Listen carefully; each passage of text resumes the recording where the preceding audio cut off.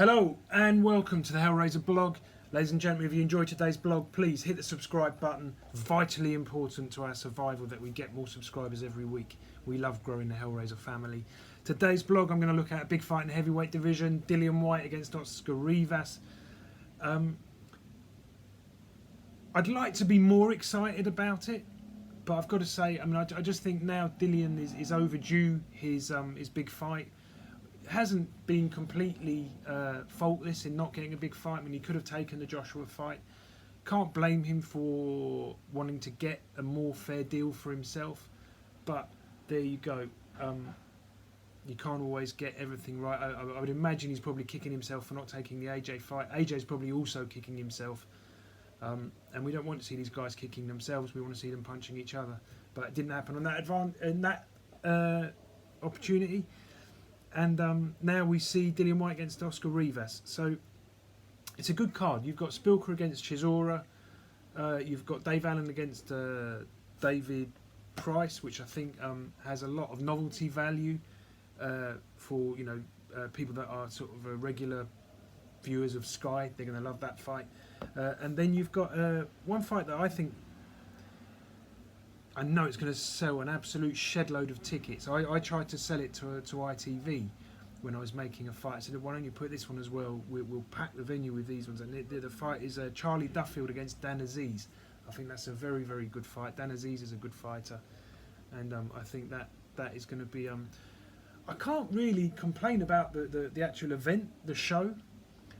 But I've got this sort of, in the back of my mind, this thing, it's pay-per-view. Why is it pay-per-view? But pay-per-view used to be the fights that the public demands implicitly, and they can't get made because the fighters can keep fighting lesser opponents unless they do it on pay-per-view. Now pay-per-view has become like standard, like, oh, they're two good fighters, that's pay-per-view. Which I don't entirely agree with, but it's just that is the way the business has moved. And the fighters deserve to get paid as much as possible, and this is pay-per-view, and I'm sure that they'll all earn more money it being pay-per-view than if it was just a normal standard Sky show. So that's the card. Let's look at the fighters. Rivas, 6 foot tall, so for a heavyweight he's not particularly tall. He's a short, sort of stocky guy. 194 centimeters reach against Dillian Whyte, who's 6'4", but Dillian does sit down on his shots a lot. He bends his knees and he gets right down. So their heads will probably not that much difference, but Dillian Whyte does have very long reach, 198 centimetres, so Whyte will have a significant reach advantage. And I think he needs to use straight shots and mix them with right uppercuts coming through the middle. Dillian Whyte was known as the body snatcher. The last few fights he hasn't really been capitalising or focusing on the body. And I think this is a fight where actually it would be quite risky for him because obviously to throw the shots to the body you've got to sit inside, and against a guy like Rivas who is short and stocky and gets a huge amount of leverage. If you watch him from high up, camera coming down, you can see where his the points where his pressure points on his feet and where he gets the leverage in his shots. And pardon me, he is a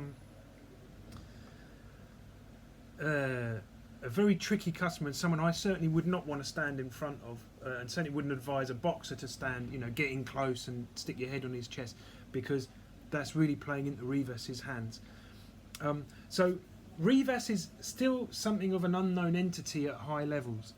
He's got good win against Brian Jennings. He sort of beat a few sort of fringe level guys, but what we want to see now is, can he deliver against Whyte? And surely if Whyte wins this, then he has to get his world title opportunity again. Whyte has actually built quite a solid background. He started off coming from kickboxing.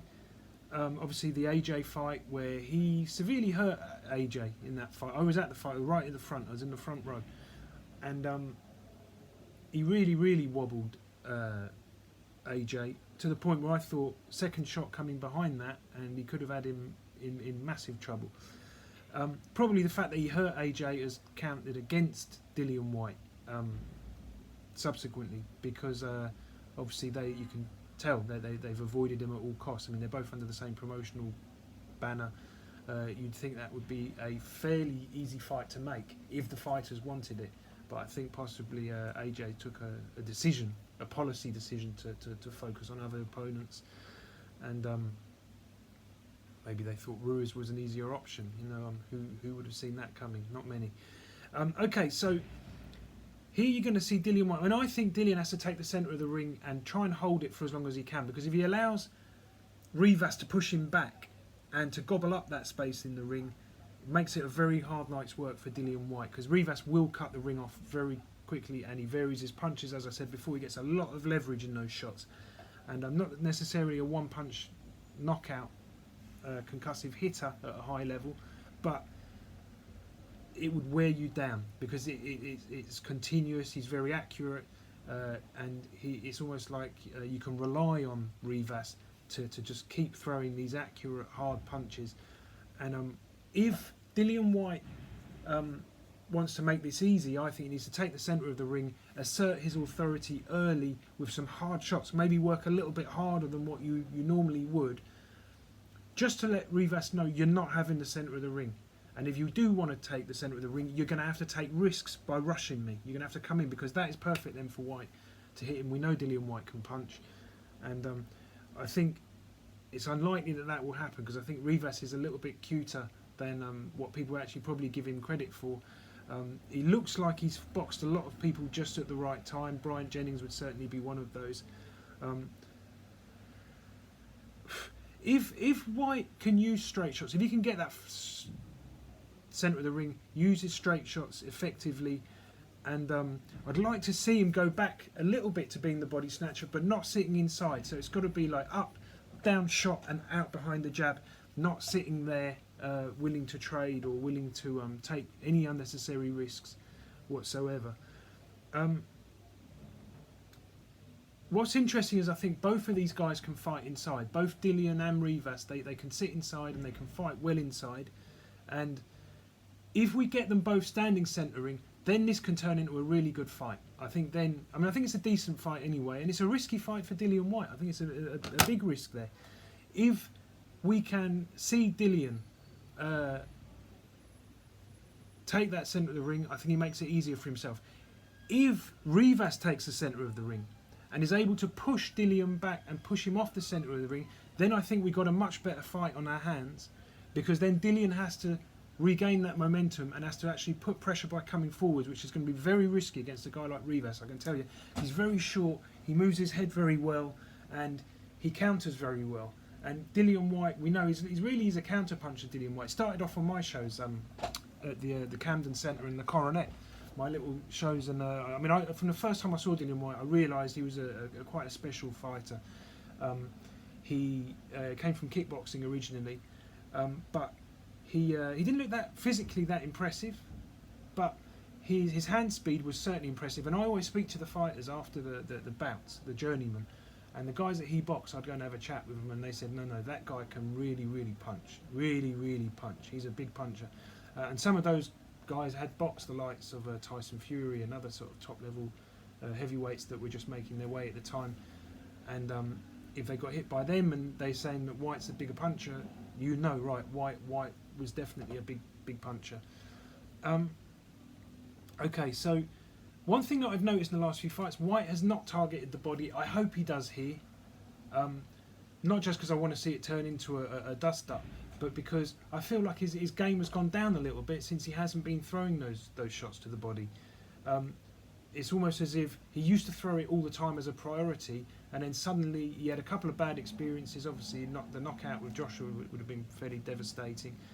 And a couple of other times where I've noticed him sort of either get caught or come within a whisker of getting caught, and it's almost as if he suddenly adapted his style to not sit in front of people anymore. But Dillian Whyte's got very quick feet. As well as his quick hands, he's got quick feet. And one of the things that I really liked about him early on was the fact that he could switch angles, move in close, and move away to the side when the counter was coming, meaning that he was able to sort of stay within punching distance, but without getting hit, without being a sitting duck, and just there to be caught with the counters. I want to see him do that against Rivas, because I think Rivas will come to seize his opportunity. This is a big chance for him. If he wins here, he takes, Whyte is #1 in the WBC. If if Rivas can beat him, he has to have a claim to that.